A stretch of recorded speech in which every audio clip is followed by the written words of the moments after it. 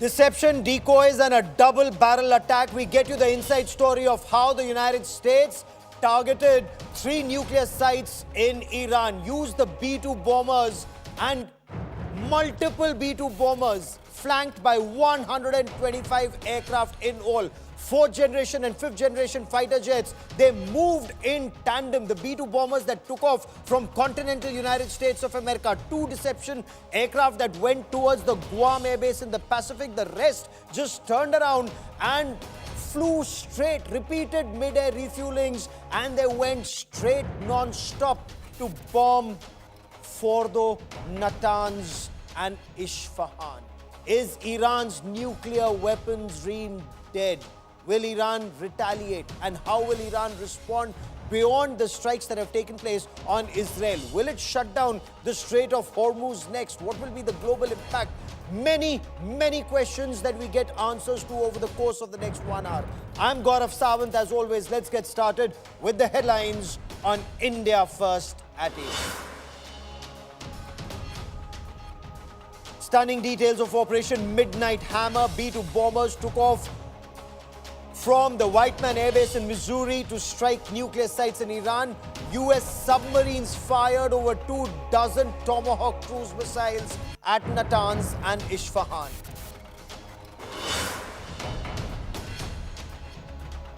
High-resolution satellite images clearly show 6 gaping holes at the Fordo nuclear enrichment site after the US airstrikes. The US used 14 bunker buster bombs to target the Iranian nuke site.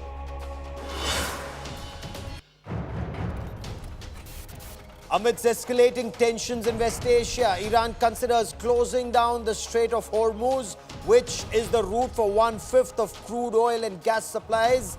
India plans alternate arrangements from Russia and the United States of America.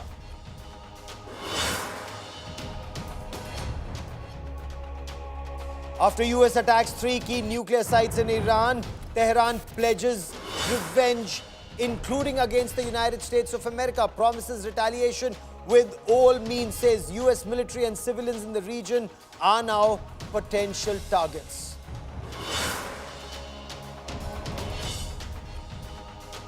Iranian president calls Prime Minister Narendra Modi after the US airstrikes. Prime Minister Narendra Modi expresses deep concern over escalation in violence, reiterates call for dialogue and diplomacy.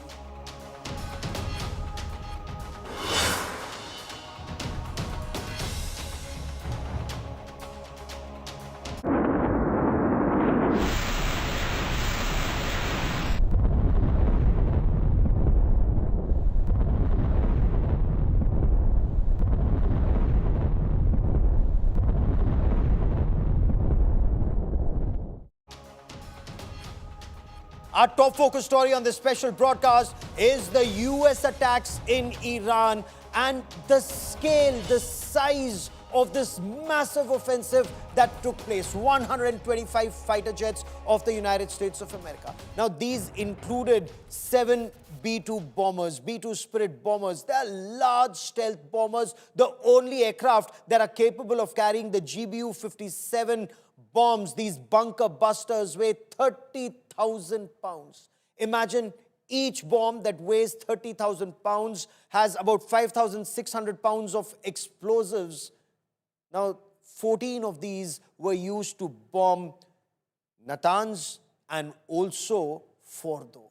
The United States, in a daring overnight strike, used the bunker busters to tear through Iran's deepest defenses. US President Donald Trump watched from the Situation Room what was hit in Iran, what survived in Iran. Are we very close to a massive escalation? And can you imagine, the US is officially now saying, you heard Pete Hegseth, the US Secretary of Defense, who said Iran's nuclear dream is dead. There was total suppression of enemy air defenses when 125 fighter jets moved in for suppression of enemy air defenses, for their intelligence, for surveillance, for reconnaissance, and to ensure that the entire strike package was safe. Remember, we were told Fordo had the Russian S-300 surface-to-air missile defense shield.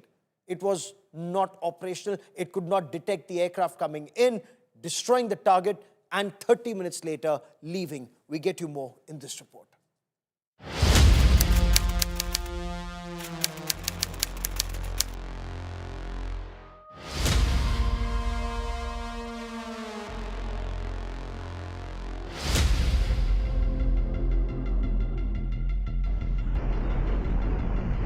In the early hours of Sunday, the world's most advanced bombers crossed into Iranian airspace.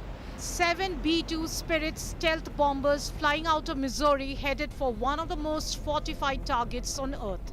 Their target, Fordo, Iran's crown jewel of uranium enrichment buried beneath 200 feet of solid rock.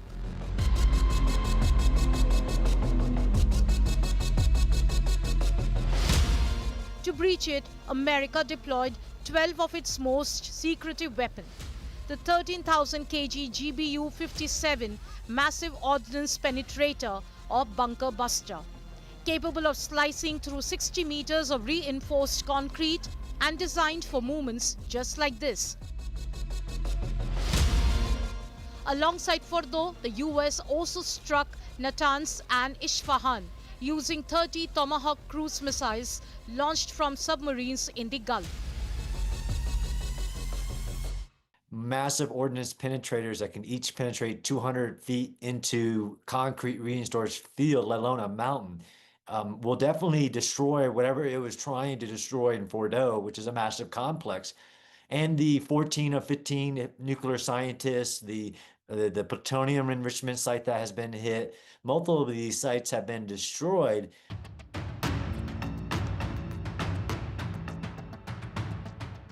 From his war room, US President Donald Trump monitored the entire operation, terming it a rousing success. The U.S. military carried out massive precision strikes on the 3 key nuclear facilities. Iran, the bully of the Middle East, must now make peace. If they do not, future attacks will be far greater and a lot easier.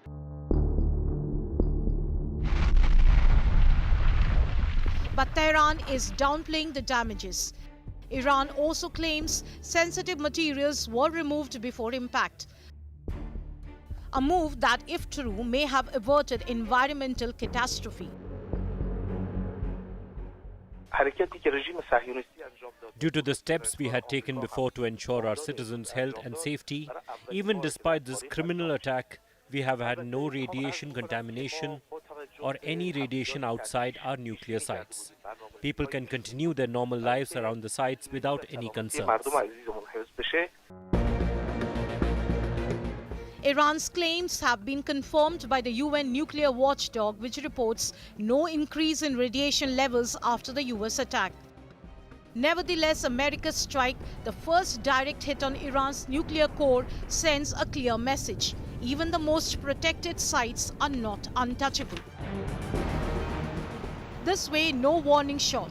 It was precision warfare in a region very much in the throes of conflict.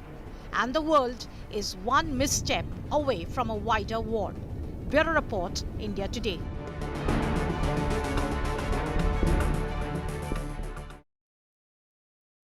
Operation Midnight Hammer has been one of the most spectacular operations undertaken by the United States of America in this war against Iran. The manner in which US directly got involved and struck 3 nuclear sites. But let me get you some of the numbers in this numbers game.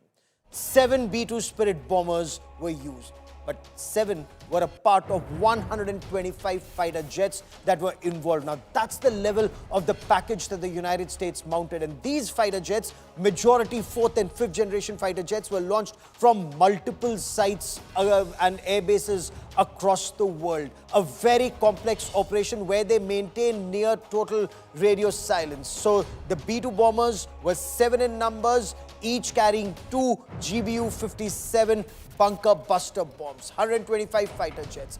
The 2 B-2 bomb-carrying 7 B-2 bombers, they flew 18 hours non-stop from continental United States of America all the way to Iran. And if you were to see the aerial distance, it's 11,700 kilometers, 11,170 kilometers one way. That's the distance that was covered.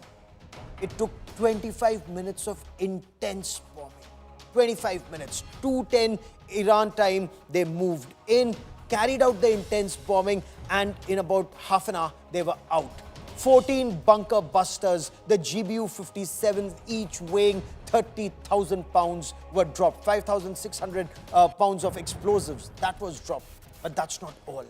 You had their missile submarine in the waters, and 30 Tomahawk cruise missiles were launched from the submarine.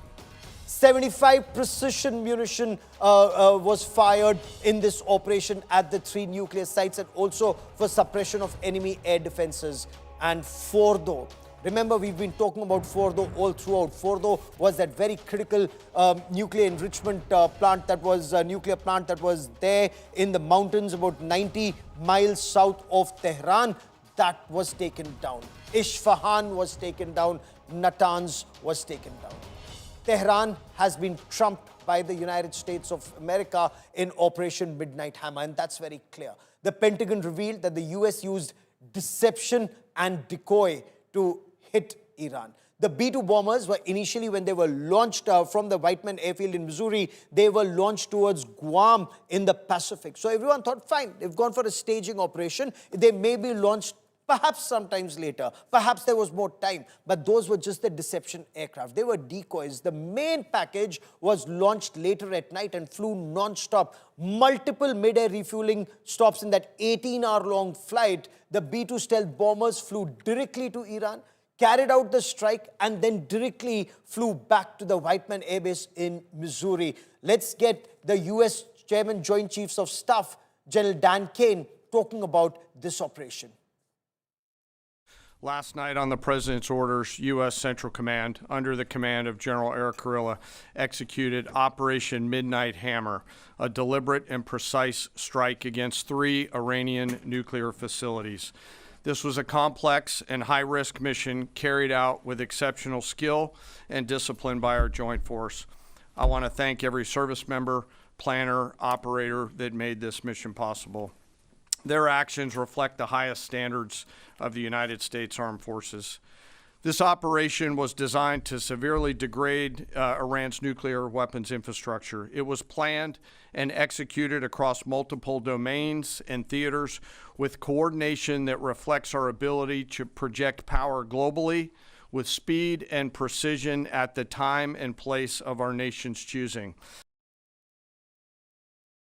And India Today's Shivani Sharma is on ground zero in Tel Aviv. Immediately after the strikes, Iran hit back at Israel, and not just one place, not just Tel Aviv, but also Haifa, a very crucial port city in the north. And when you look at the strikes that have taken place, whether it's Haifa in the north, they've tried to target Jerusalem, they've targeted Tel Aviv successfully, and Beersheba, a Microsoft facility, was targeted in the southern part of Israel. So Iran has been striking from north to central to southern part of Israel.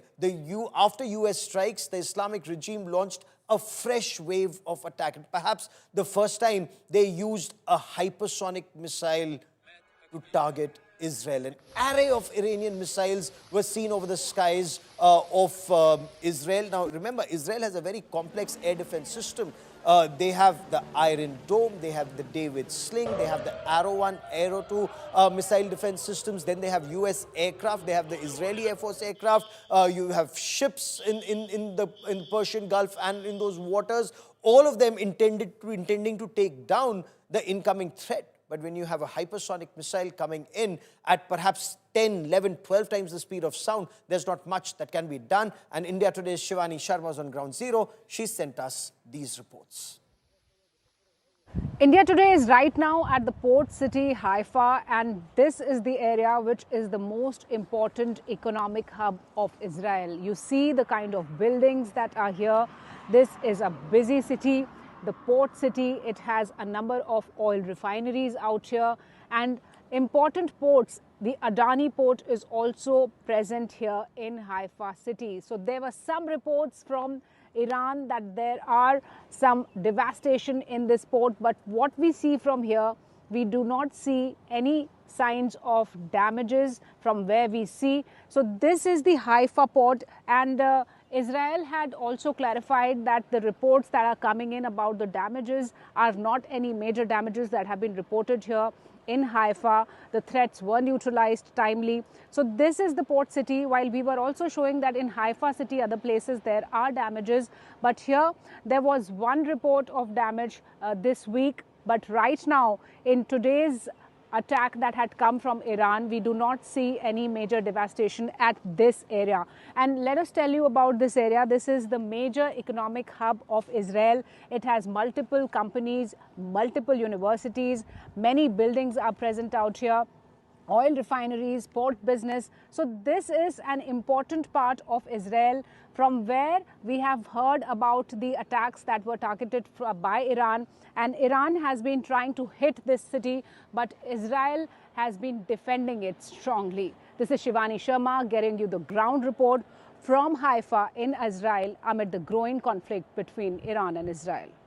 So you are now seeing the exclusive pictures from the port city of Haifa, which has witnessed attacks today morning. And this is how the devastation on ground looks like. The restoration is going on, and this seems to be a high-impact missile which has hit Haifa at more than 2 places. And today, this is how the whole operation is going on. You see the police has cordoned off the whole area. You see the kind of destruction that is being cleared off, the debris that are being cleared off in Haifa, where this whole operation is going on to restore and to make this way available for people. What was the building that was damaged out here in the morning? I see that the main square was damaged. I don't know about buildings, but Three buildings. Three buildings. But Yeah. as much as I see, it was the main square with a beautiful fountain. So It was a fountain. Now it's. I hope the beauty will come again. What did you feel when this happened today? The whole room was shaking, the door, the windows, and it felt like we are. So did you go to the shelter to protect yourself? Was there a siren that was sounded? Yeah, I was sleeping, so I was in my room, and it was. His room is the shelter, so he So can, it's more easy. Okay, his room is the shelter. So did you hear the siren? No, there was no sirens. It was a mistake or damage in the system of. But the first time that it was no sirens. So There was no siren. it was suddenly. So what do you think? There was no siren and suddenly there was a missile? Yeah, it's very frightening. The noise is terrible, and you are hearing the heat. And we ran away to the shelter. But Are you worried about the fact that the sirens did not go on? yeah, I'm worried because it happens once. We hope it's the last time. But if it's happened, I'm sure that they will fix it. I'm not worried about that. I'm worried about the behavior of the world. Yeah. So this is how the people who are here in Haifa, they witnessed this damage, where you can see the impact on ground. The important thing is that an investigation is going on to correct the fact that sirens did not go on here in Haifa today before this whole before this whole attack happened. So this is important to understand that the alert systems which are important for people to go to shelter places was not on. And they say that this might be the first time and the last time. This is Shivani Sharma. I'll keep getting you more pictures from the ground, from across Israel, as it witnesses fresh salvo of missile attacks from Iran. Shivani Sharma from Haifa for India Today. मैं इस वक्त एक shelter के भीतर हूँ और अब से कुछ मिनट पहले और इस वक्त जब मैं आपसे बातचीत कर रही हूँ मुझे एक्सप्लोजन सुनाई दे रहे हैं और हम एक प्रोटेक्टेड जोन में हैं. इसका मतलब बहुत ही आसपास ये जो मिसाइल्स हैं उनको एंगेज किया जा रहा है.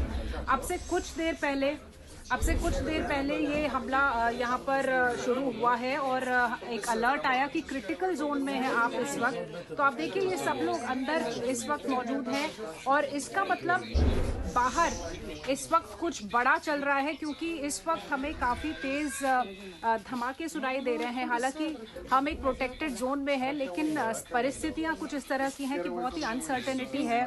After United States bombed the nuclear sites in Iran, there is high alert in Israel where I'm reporting from, and there is an immediate change in the instructions of the Home Front Command where it has said that people in Israel do not have to expose themselves, and the status of the security has been now changed from partial to essential. That means people have to come out only when it is essential. The workplaces have been closed, the educational institutions are closed, people have to remain indoors, because this is the kind of caution, this is the kind of alert that Israel is following, expecting a retaliatory attack after Iran's missile facilities have been hit by United States. So this is an alert situation in Israel, and people are not coming out unless it is essential, and they are going by the instructions of the home front. There have been no sirens as of now, but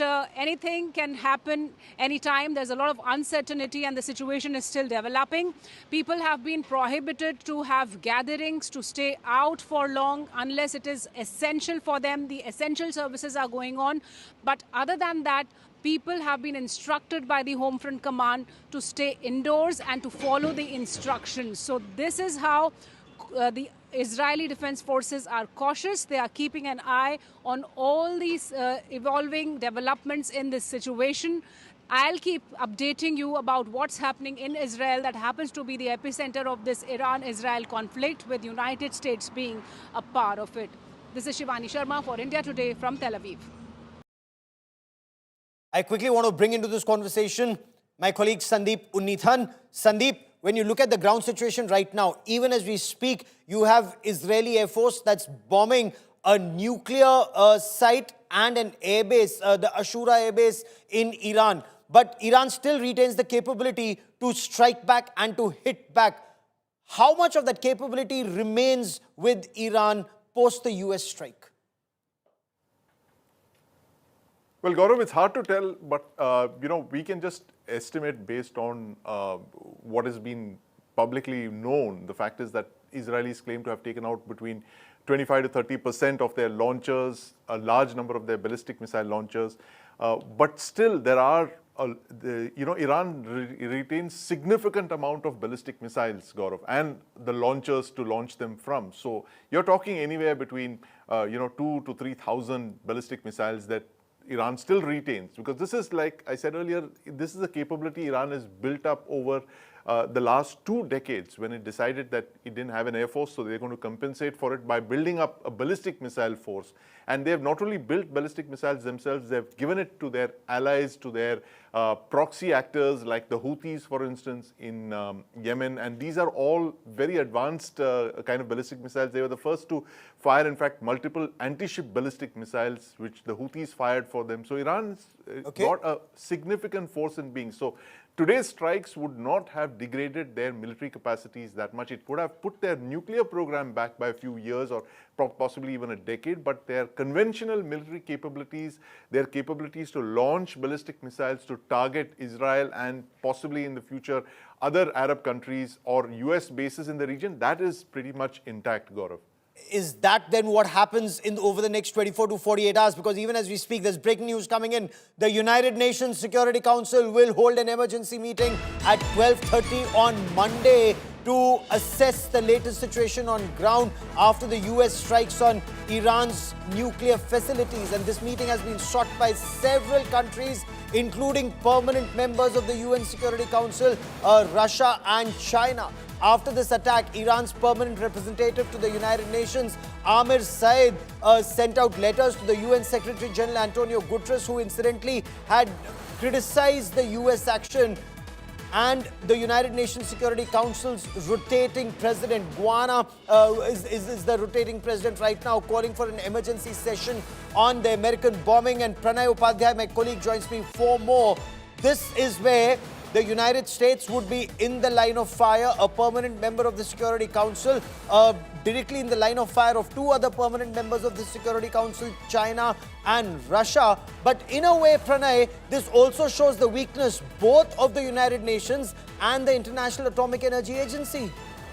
You're absolutely right, Gaurav. This is also a litmus test for the United Nations as a relevant organization, because the United Nations as an organization has failed to resolve the issue between Russia and Ukraine. It has failed to resolve issue of Israel and Hamas and Palestinian issue. But this is the new conflict, and United Nations Secretary General Antonio Guterres has commented on this issue. He has expressed his disappointment, but the world is also disappointed on UN as a body to resolve such complex issues, and United States itself is involved.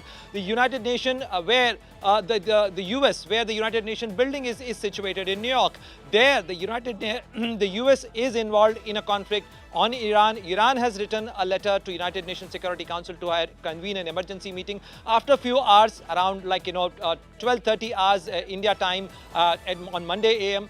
So this will be the time when the Security Council the emergency meeting will be convened, and we have to see that how United Nations Security Council can deliberate upon this issue when the US is under fire as far as this initiation of this conflict is concerned, as far as the issue of carrying airstrike on Iran is concerned. But US has its own argument. You have heard US Secretary of Defense Pete Hegseth on this issue. Also, Russia and China might be ganging up, might try to put US in corner, but they have their own argument. So you will see another scene of a divided house in United Nations Security Council, or the famous horseshoe table.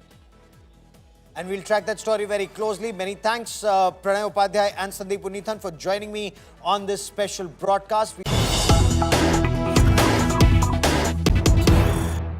Joining me now on this India Today special broadcast is Reuven Azar, Israel's ambassador to India. Ambassador, welcome on India Today. The United States has carried out a series of missile strikes and bomb attacks, the GBU-57 on the B-2 bombers. Do you have an initial assessment of the damage in Iran, sir? Well, it's still soon to tell. I think we have to wait for the BDA. The kind of ammunition that was used by the United States is quite heavy and substantial. So the expectation is that significant damage has been caused to these installations, and that is in addition to all the action that Israel took. We are very grateful for the President of the United States. I think he did the right and bold move to defend not only our country, but to defend the region and to defend the world from the threat of nuclear terrorism. Sir, you say it's defending the world from nuclear terrorism. Iran looks at it as massive escalation and aggression. They're saying it's a violation of all international treaties and norms, a violation of the UN. Secretary General Antonio Guterres has called it a blatant violation and said there should be de-escalation immediately. Well, those who are calling this a violation should have concentrated in condemning Iran's violation, because Iran has been cheating the world for the last 30 years. They have been conducting clandestine military nuclear activity. They have been trying to sneak out to a nuclear weapon while negotiating with the United States. So they are the aggressors. We know that Iran has been the aggressor in our region. They have been attacking not only the state of Israel, but many countries in the region, taking over Arab capitals, developing weapons of mass destruction, proliferating weapons of mass destruction. So I think that the only ones that can be responsible for what is happening is the reckless behavior of a terrorist regime that has sworn to destroy the state of Israel, destroying havoc into the region. The IAEA has determined only 2 weeks ago that Iran is in non-compliance. So you cannot accept a situation in which a country that is a signatory to the safeguard agreements is violating them and then seeks immunity from attack. It is completely ridiculous. I think that what Israel did and what the United States did actually is showing responsibility, is showing that when you defy the rules determined by the international community, you're going to pay the price. In your appreciation, the targeting of Fordo, for which American assistance was required, considering that the only ones with the B-2 bombers and the GBU-57s, 30 Tomahawk missiles fired at Isfahan and at Natanz. How much damage has been inflicted on Iran's nuclear capabilities, and is this a setback for their nuclear weapons program? By how many years in your assessment? Absolutely. The Iranian plan was set back for years. I remind you that Israel not only attack the nuclear facilities, we also took out the team that was working on weaponization. So although Iran has mastered the capability to enrich uranium, and I don't think that this attack is going to take out the knowledge that the Iranians have, it has caused damage mainly to two elements of the nuclear program that are critical and that set them back for years. The first, as I said, the criminal scientists that were working on a nuclear device, a nuclear weapon, and the installations themselves. Not only America has attacked them, we have attacked them also. So Natanz is now neutralized, Isfahan is neutralized, and hopefully Fordow will be neutralized as well. And in your assessment, is this the end of their nuclear weapons program? A setback by several years? Point one. Point two, is that your aim achieved? Will a regime change, is that still your aim, or your aim has been achieved so far, sir? I must remind you that we never said that our aim is regime change in Iran. The Israeli cabinet has taken very specific decisions, and they include removing two existential threats that were coming from Iran. One is the nuclear military threat, and the second is the missile ballistic threat. We've taken very substantive action against dozens of sites in Iran that were involved with those threats, the capabilities, the factories to produce ballistic missiles, for example, in more than 70 locations in which the Iranians had different elements of the nuclear program. Now, in your view, will there be an escalation? Because Iran has immediately struck back. I believe there's been an attack on Haifa. There are several other locations that are being targeted in Israel. What do you make of Iran's capabilities to continue to strike back? Will it remain restricted to Israel, or will they widen it to US interests in the region, sir? Well, first of all, indeed, Israelis are in shelters. However, the capability of Iran to continue hitting Israel has been degraded substantially from a scope of more than 200 ballistic missiles a day at the beginning of this campaign to around 20 now. That means that the Iranians are having a challenge in continue attacking Israel, and not to mention the challenge that they will have if they want to attack the region, because their capabilities have been decimated by Israel.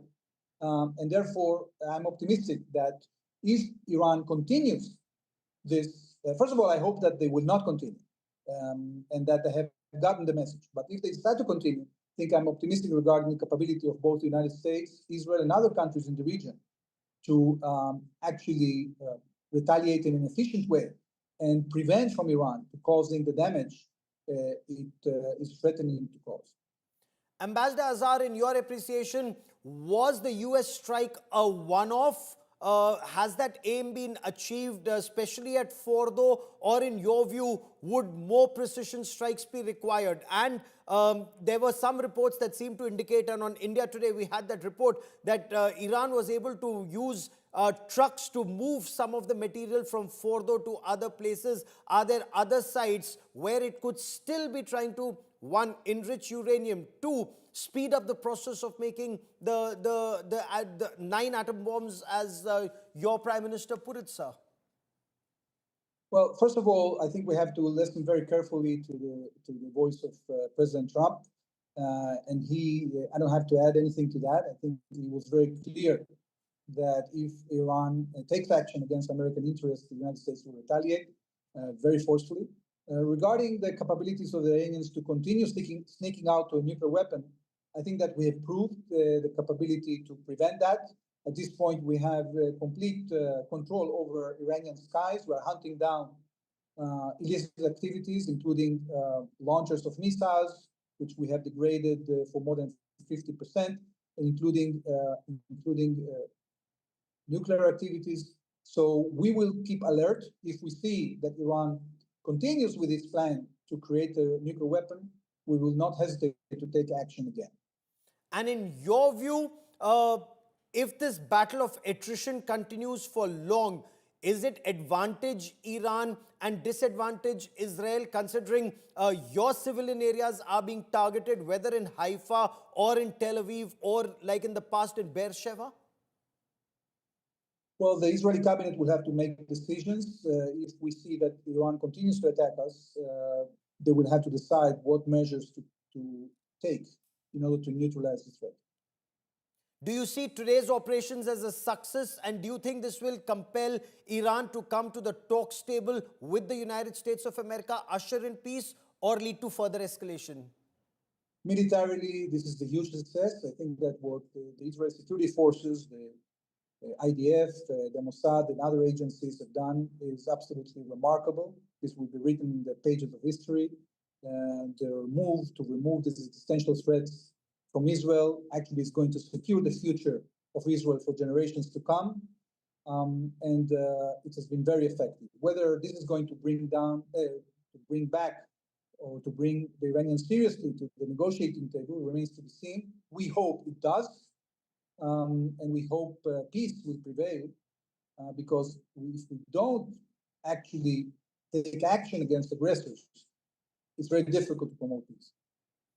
Ambassador Azhar, do you see countries like China and Russia come in some form to Iran's assistance, or is Iran, in your view, completely isolated? I think that Iran is pretty much isolated. I cannot discard that we will receive some kind of assistance from other countries, but I don't see this in a form of a military expansion of the military confederation. And on reports that Iran and Israel is running short of ammunition, Israel is running short of Arrow missiles or its air defense systems, how would you respond to that, sir? Well, that is something that the government is managing. I don't have the numbers, so I cannot comment on that. And you think Israel is safer now after this US bombing? Absolutely, absolutely. I think that Israel, as I told you, has removed two existential threats, the nuclear threat, the ballistic missile threat, and that is very important for our future. I thank the American president for the bold move that he made to finish that job in terms of hitting the installations. And not only Israel, but I think the entire region now can feel comfort, can plan a much more stable future, a future of cooperation, a future of prosperity, a future that is free from threats of annihilation and Iranian hegemony. Ambassador Reuven Azhar, for joining me here on this India Today special broadcast on a day that American forces have targeted 3 nuclear sites in Iran. Many thanks, sir.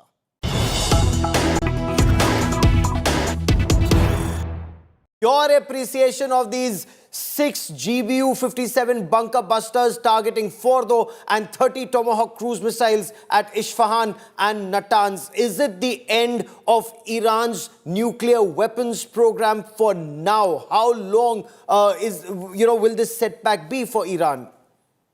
Yeah, it will definitely roll it back for a while, but definitely not into the program. That has to come from political leadership to stop pursuing the program. Well, these sites were hit in 6 massive ordnance penetrators that can each penetrate 200 feet into concrete reinforced field, let alone a mountain. Will definitely destroy whatever it was trying to destroy in Fordo, which is a massive complex. And the 14 or 15 nuclear scientists, the plutonium enrichment site that has been hit, multiple of these sites have been destroyed, but the ultimate destruction of the program has to be dismantled from the Islamic regime, stop pursuing it, just like Iraq did in the 1980s after Israel hit its nuclear reactor, and the international community stepped in with inspectors and sanctions and basically trust but verify that the program truly is destroyed. Now, Iran all along said it was complying with all IAEA regulations, rules and norms. Iran has said it's a violation of international law that an uranium enrichment program that was for peaceful use was targeted, whether at Fordo, Natanz or Isfahan. Your take on this? Yeah, you should trust that statement as about as much as you trust Pakistan's statements about Operation Sindoor.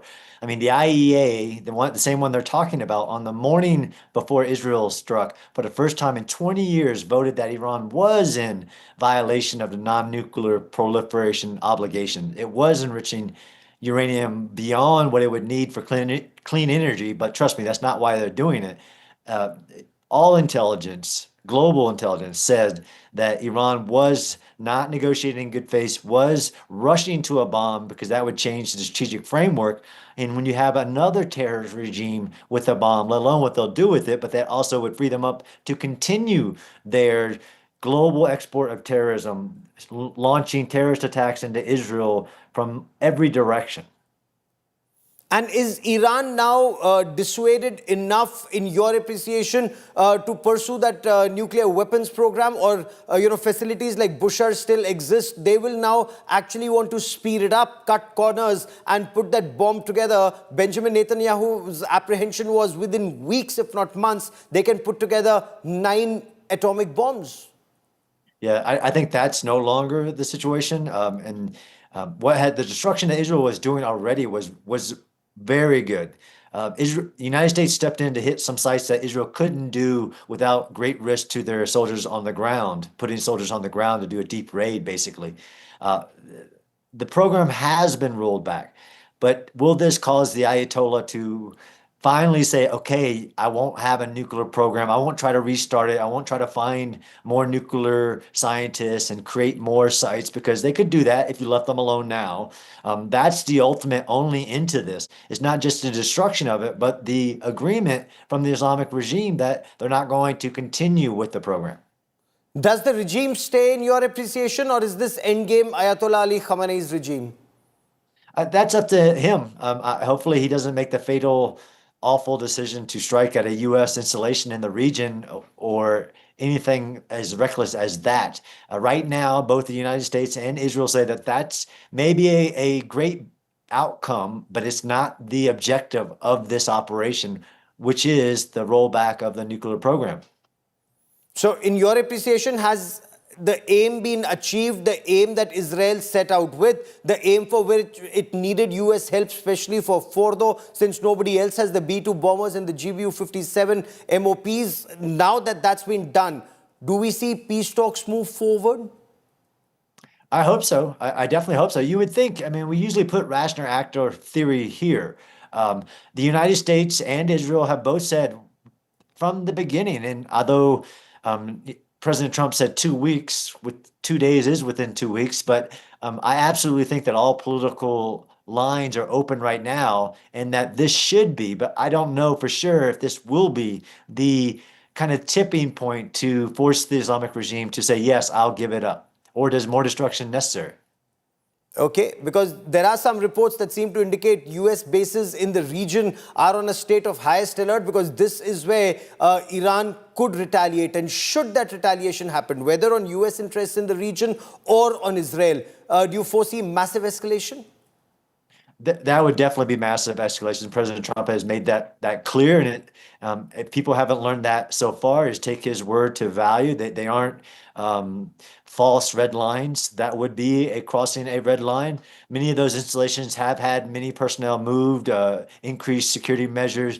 There is more military power in the region, more destroyers, aircraft carriers, more aircraft. That would be an awful decision, and the retaliation would be fierce by the United States if that happened.